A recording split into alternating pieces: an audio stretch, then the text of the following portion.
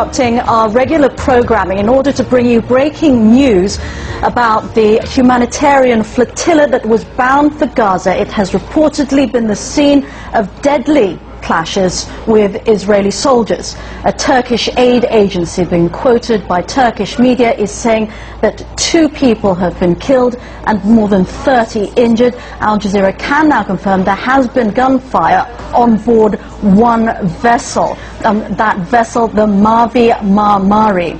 The convoy is carrying thousands of tons of aid and it's attempting to break the Israeli blockade of Gaza. About 700 activists are on board the boat, including a Nobel laureate and a Holocaust survivor. These are the pictures that we've been seeing, we've been receiving here at Al Jazeera from a live feed from Turkish TV in the last hour or so. It is a confused picture of what's going on. Just to go over what we know so far, we're joined on the line by Nicole Johnston, our correspondent in Gaza City. It does sound quite confused, but what exactly is known, Nicole? As you said, Veronica, what we do know so far, and it seems to have been confirmed by a number of reports, is that 2 people have been killed on the lead vessel. That is the Mavi Marmara. Most of the activists are on that ship. Apparently, in the last sort of 30 minutes, 1 hour, the Israelis opened fire on the ship. A couple of people have been killed, and apparently more than 30 people have also been injured. Was there any warning from the Israeli military? Overnight, from what we hear from our correspondent who is on the ship, is that the Israelis actually contacted the ship's captain, and that was at around 20 GMT. He asked him to identify himself and say where the ship was headed. After that, a couple of Israeli naval vessels actually flanked the flotilla from a distance, and an aircraft had been flying overhead. So it had certainly been building up the momentum towards a confrontation.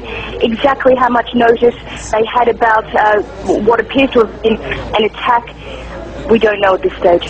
Nicole, the reports that are coming in, which we haven't confirmed because we're so early on in this story, as we've been saying, is that the Israeli military used gunfire. There are some reports that said that they had stun grenades. These ships, though, were they armed? How prepared were they for this kind of confrontation?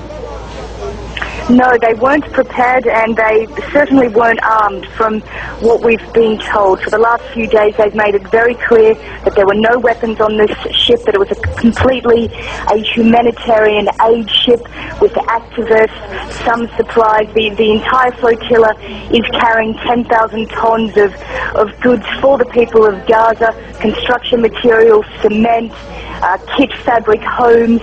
So that's the sort of material on the ship. Apparently people had been told to put on life jackets and prepare themselves when it appeared that the Israelis were on the horizon. All right. Nicole, can I ask you to stand by just for a moment? We've also got our correspondent, Ayman Mohyeldin, on the line in Jerusalem.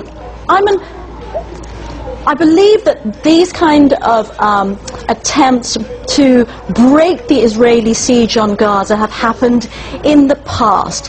Have there been any attempt like this by the Israeli military to board armed and any incidents of deaths in such assaults? Well, there have, over the past 3 years that the siege has been roughly in place, so attempts by international activists and others to carry out such missions, if you will, to attempt to break the siege. And it has happened both by land and previously by sea. By far, those who have attempted to come by sea have been much smaller in size. This is the largest both in quantity and in number of participants. The previous attempts to enter Gaza by sea have been organized by activists and have varied. There have been results to many people's surprise the first time that the attempt to enter Gaza was successful. This was several attempts ago, and there have been times where vessels have been diverted by the Israeli Navy once into Lebanon and other times. So there has been a record, if you will, of previous attempts to try to enter Gaza's territorial waters, and then ultimately the port of Gaza has been intercepted by the Israeli Navy. But there have been also times where these ships were allowed to enter. Now, certainly this has been the most significant of developments, both in terms of the size of the Gaza Freedom Flotilla, more than nearly 6 vessels that at least participate in this, at least as we understand. So, and the involvement of Israeli troops in the run-up to this particular raid, if you will, had been circulating for some time. So the Israeli military made very clear in advance that it would prevent the ship from entering Gaza's territorial waters. The scope and size of the military operation involved still to be seen, and we'll learn more about that in the coming hours. But for the time being, certainly this has been the largest attempt by international activists to enter Gaza's water, and so far it appears the Israeli military operation to prevent that convoy or that flotilla from entering Gaza's territorial water. Ayman, as you speak, we're showing pictures of a person who's been injured, who's lying down, who looks in really very serious shape. How much of a shock is it going to be to people, Israelis and Palestinians alike, to see that it appears the Israeli military has boarded this and killed unarmed civilians? Well, in the coming hours, it will certainly emerge exactly how this unfolded. It will come to a great deal of surprise, as many who have been following this very closely, who have been seeing the images and the reports from the activists who are boarding, that indeed all of the images of the activists on board those ships were indeed very civilian in nature and peaceful. There was all the images that we've been seeing clearly show that the majority of content on the been civilian in nature, food supplies, medical supplies, and what have you. So it will come as a great surprise to many in Israel and around the international community what could have possibly led to this type of confrontation, the type of force that the Israeli military used to get on board the ship. Now, what we do know from the Israeli military is that indeed there was an attempt to communicate with the ship and tell the ship to turn around or enter the port of Ashdod to dock, and that clearly did not happen as we understand it. The events that happened afterwards still clearly revealing that there was some kind of confrontation. To what degree live ammunition may have been used or what type of force may have been used will certainly emerge in the coming hours as we get more information both from the military and eyewitnesses from the ship.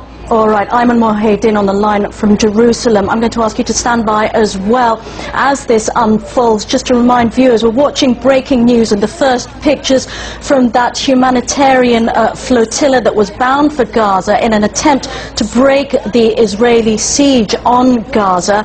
It has apparently been attacked. The reports from a Turkish aid agency quoted by the Turkish media are that Israeli military boarded the ship and that 2 people were killed in the ensuing confrontation. At least 30 are reported to have been injured. The situation is very confused. We're getting reports on from the boat, but we're trying to sort through the various sources of information. But that, as far as we know, is the situation.